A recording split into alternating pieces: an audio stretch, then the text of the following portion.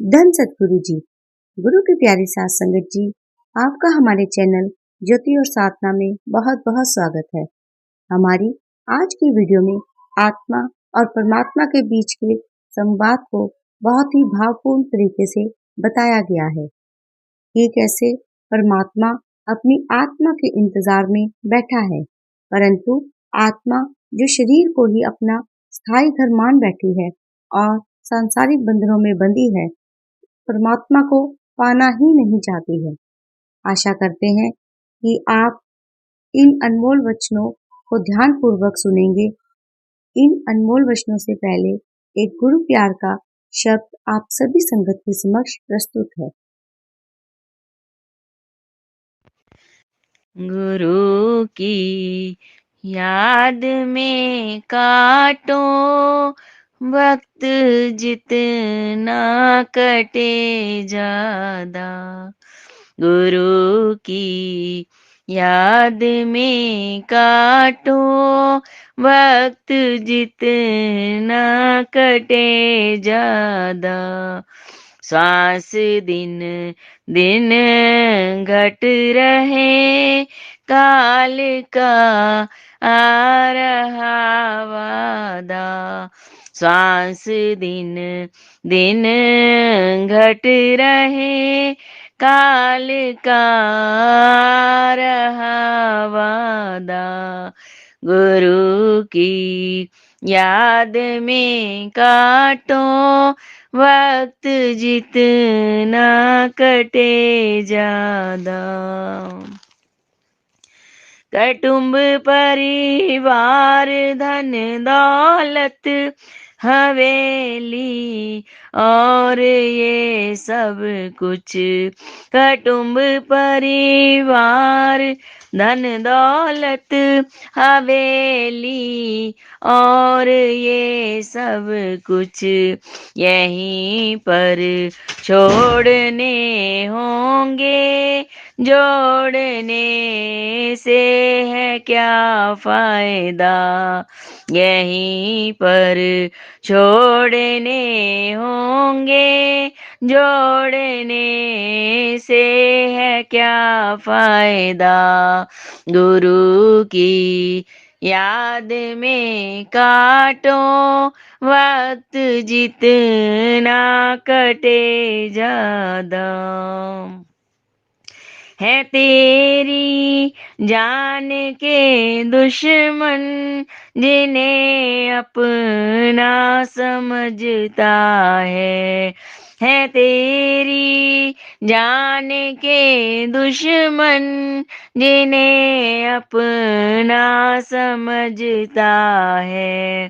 तुझे कीचड़ में फंसाएंगे जिनका है भार ये लादा। तुझे कीचड़ में फंसाएंगे जिनका है भार ये लादा। गुरु की याद में काटो वक्त जितना कटे ज्यादा।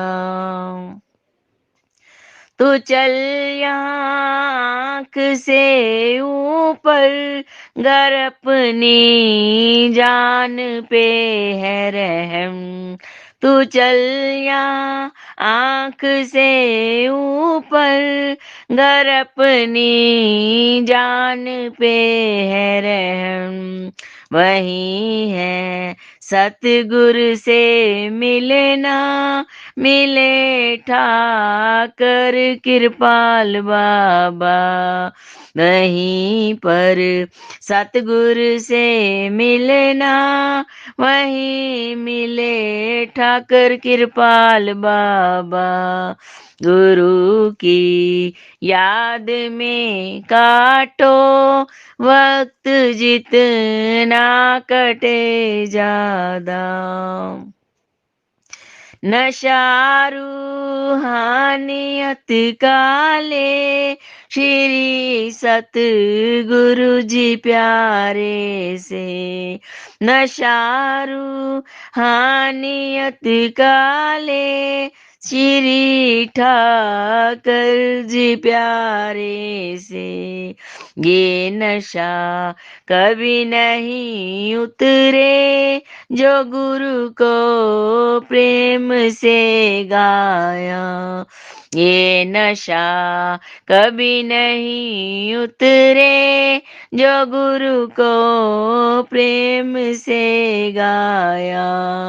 गुरु की याद में काटो वक्त जितना कटे ज्यादा। गुरु की याद में काटो वक्त जितना कटे ज्यादा।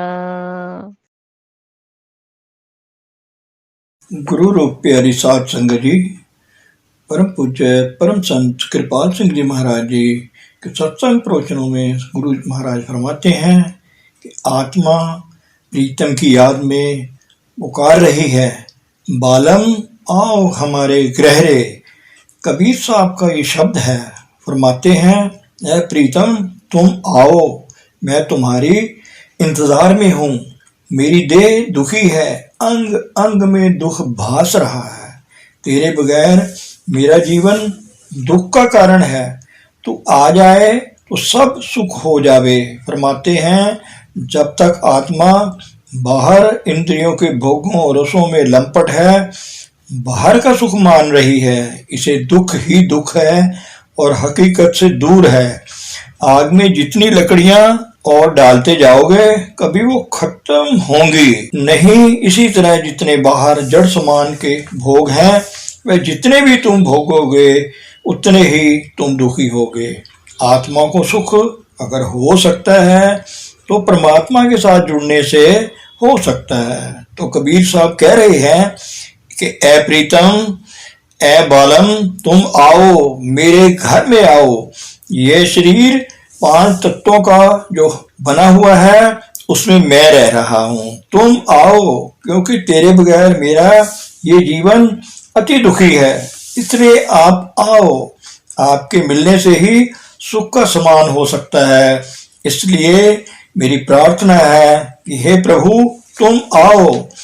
जितनी ये आत्माएं हैं, ये सब नारियां हैं। तू ही एक पुरख अलख है। तू ही मेरा सच्चा पति और परमात्मा है। अगर मैं सचमुच में उसी प्रभु की हूं तो उससे दूर क्यों पड़ी हूं? कोई पति यह बर्दाश्त कर सकता है कि उसकी स्त्री बाहर चली जाए, बाहर रहे? वह नहीं चाहता है कि उसकी स्त्री उसके पास रहे। लोगों से सुना है, पढ़ा भी है कि मैं नारी हूं, मेरी आत्मा तेरी ही है, तू ही सबका सच्चा पति है। अगर मैं तेरी हूं, फिर तुम मुझे बुला क्यों नहीं लेते? तरीका बयान है, किसी तरह अपने दिल का सोज निकाला है, और तो बात कोई नहीं है। वो तो हमारे सदा अंग संग है, मगर हम भूल में बाहर पड़े हैं। स्त्री को सुख हो सकता है, पति के घर में और लाखों सामान इसको दे दो, रुपया पैसा हार श्रृंगार जायदादें सब कुछ दे दो, एक पति की खुशी ना मिले, वो सब फिजूल है। कहते हैं इसी तरह आत्मा ए प्रभु तुम्हारी है। अगर तेरी खुशी ना हो, तेरे पास रहना नसीब ना हो, तो किस काम का है? लोग कहते हैं मेरा पति सच्चा है, तुझसे मिलकर ही मुझे सदा का सुहाग मिल सकता है। जन्मों जन्मों से तुझसे दूर पड़ी हूं, तुम क्यों नहीं अपने पास बुला लेते और क्यों छोड़ दिया है मुझे? एक मेक होए सेज न सोए, तब लग कैसो स्नेह रे। परमात्मा का कुदरती प्यार आत्मा से है, जैसे हमारा बच्चों से है, पति का स्त्री से है, इसी तरह परमात्मा का आत्मा से है। आपका प्रेम तो है, हम आपके हैं, फिर ये कैसा स्नेह है कि मैं तुमसे दूर पड़ी हूं? ये द्वैत का आलम निकल जाए, जिस्म जिस्मानियत से निकल कर तेरी गोद में समा जाऊं, यही सिर्फ चाहती हूं। गुरु नानक साहब फरमाते हैं, तू निज घर वसीयड़ा हाँ रुल भस्मे ढेरी। तू तो निज घर में वास कर रहा है और मैं मिट्टी पानी में जलील व ख्वार हो रही हूं। आखिर मैं तेरी हूं, अगर तू ही मेरी खबर ना ले तो कौन लेगा। अगर पति ही स्त्री का ख्याल ना रखे तो और किसी को क्या गर्ज पड़ी है कि स्त्री को पूछे। अगर पति स्त्री से प्यार करता है तो सब कोई उसको जी जी करता है। अगर दूर पड़ी हो तो उसको कोई पूछता तक नहीं है। उसकी इज्जत पति करके है। इस तरह हमारी इज्जत परमात्मा के साथ मिलाप से है। इसलिए प्यार से कह रहे हैं कि स्त्री पुरुष दो नहीं एक रूप हैं। इसलिए आत्मा और परमात्मा मिलकर ही हमेशा के लिए सुख पा सकते हैं। फिर फरमाते हैं, एक का सेज सुती तन कंता, तन सुती पीर सद जागनता। कि आत्मा तो सो रही है, सेज ही पर है, मगर उस रस को लिया नहीं। मिलाप का क्या सुख है, सोई हुई को क्या पता कि क्या सुख है क्या नहीं। उसके आंख खोलने का सवाल है। अब कहते हैं ये आंख कैसे खुले। उसको जिससे यह कभी जुदा नहीं हुई उसको वे कैसे मिल सकती है। इस सवाल को हल करने के लिए हम महापुरुषों के पास जाते हैं जिन्होंने इस राजे हकीकत को पा लिया है। वो हमारी अंतरी आंख को खोल देता है। फिर हम देखते हैं कि वो हमसे दूर नहीं। अन्न ना पावे, नींद ना आवे, ग्रह बन तरे ना तीर दे। कहते हैं कि दुनिया में रहना घर बार किस काम का। ना खाना सूझता है ना पीना सूझता है। अगर तू मेरे पास नहीं है, स्त्री के पास सब कुछ हो, अगर पति ना हो तो किस काम का। सब महापुरुषों ने इसे बड़े प्यार से समझाया है। गुरु अर्जन साहिब ने बड़े नक्शे खींचे हैं। उडीनी उडीनी उडीनी कि हे प्रभु तेरी इंतजार है। खाना सूझता नहीं। घर के यम से नजर आते हैं और समझाते हैं कि अगर तू घर में नहीं तो ये हार श्रृंगार यह वो किसी काम का नहीं है। मनुष्य जन्म पाकर अगर हमारी आत्मा ने प्रभु का वसाल नहीं किया तो खाना पीना सब हराम है। अगर उसको बुला लेता तो उसका खाना पीना भी पवित्र, मकान भी पवित्र, नहाना धोना बारी सामानों में विचरना सब पवित्र हो जाते हैं। अगर आत्मा इसके साथ नहीं लगी तो ये बार बार आने के समान है। घर में धीरज नहीं आता जब तक तू पास ना हो। जंगल हो या घर हो, जैसे कहा है 12 कोहा दी उजाड़ खसम पुत्र होवे नाल। पति परमात्मा के बगैर रेशमी कपड़े पहनने को मिल जाएं तो भी कहते हैं कि सब आग में जला दूं। अगर वो सास हो तो मिट्टी में भी रहना नसीब हो तो यह भी भाग्यों की बात है। आत्मा का परमात्मा से मिलाप होने पर भारी सुख और दुखों का खात्मा हो जाता है। असर नहीं करते। जैसे कामी को कामनी प्यारी लगती है, उसकी हर चीज अच्छी लगती है। जैसे प्यासा पानी के लिए तड़प रहा है, ऐसे ही हमारी आत्मा परमात्मा तेरे बगैर तड़प रही है। श्री गुरु अर्जन साहिब भी यही फरमाते हैं कि तेरे दर्शन को हे प्रभु मेरी आत्मा तड़प रही है। इसलिए अगर तू मेरे पास रहे तो मुझे शांति हो जाए। फिर क्या फरमाते हैं, है कोई ऐसा उपकारी पिया से कहे सुनाए रे। मेरी हालत ये हो रही है, मेरी परमात्मा तक रसाई नहीं है। कोई भी उपकारी मिल जाए और मेरी इस हालत को उसे जाकर सुना दे कि तेरी जुदाई में वो तड़प रही है, जारो जार रो रही है और मुझसे पुकार कर रही है, तेरे गुणा और वाद गा रही है और कहती है कि हे परमात्मा तू कहाँ और मैं कहाँ पड़ी हूँ। अगर तुझको ही मेरा ख्याल नहीं तो और किसी को क्या पड़ी है। मैं तेरे पास आना चाहती हूँ, किस रास्ता से आऊं उसका भी मुझे पता नहीं। फिर क्या है तो कहते हैं कोई परोपकारी मिल जाए, मेरे इस संदेश को प्रभु तक पहुंचा दे तो क्या अच्छा हो। फिर कहते हैं कि संतों का परोपकार सबसे ऊंचा है। वो हमको तन और मन के पिंजरा से आजाद करते हैं, अंतर की आंख खोलकर परमात्मा तक रसाई करा देते हैं तो प्रभु नजर आने लग जाता है। हजूर एक मिसाल दिया करते थे। एक जेल खाना है, उसमें कैदी हैं, एक आदमी गया, उसने देखा कि इन्हें खाना अच्छा नहीं मिलता, कुछ रुपया दे दिया, खाना अच्छा मिलने लग गया। दूसरा गया, देखा कि कपड़े पहनने को अच्छे नहीं मिलते, उसने कुछ रुपया सैंक्शन कर दिया, कपड़े अच्छे पहनने को मिल गए। तीसरा गया, देखा, दया आई कि बेचारे कोठरियों में रह रहे हैं, रुपया दे दिया और महल अच्छे अच्छे मकान बनवा दिए और हवादार बनवा दिए। एक और आया, कहने लगा इनकी हालत देखकर कि बेचारे मुद्दतों से जेल खानों में पड़े हैं, घर तक मिलना भी नसीब नहीं है। उसके पास कुंजी थी जेल खाने की, दरवाजा खोल दिया और हुक्म दिया कि निकल जाओ सब और अपने घर चले जाओ। तो सब के सब निकल गए और जेल खाना खाली हो गया। अब सवाल ये है कि पहले तीनों ने जो परोपकार किया, खाना अच्छा दिया, कपड़े अच्छे दिए, मकान भी हवादार बनवा दिए, मगर कैदी तो कैदी ही रहे और जेल खाना में ही रहे।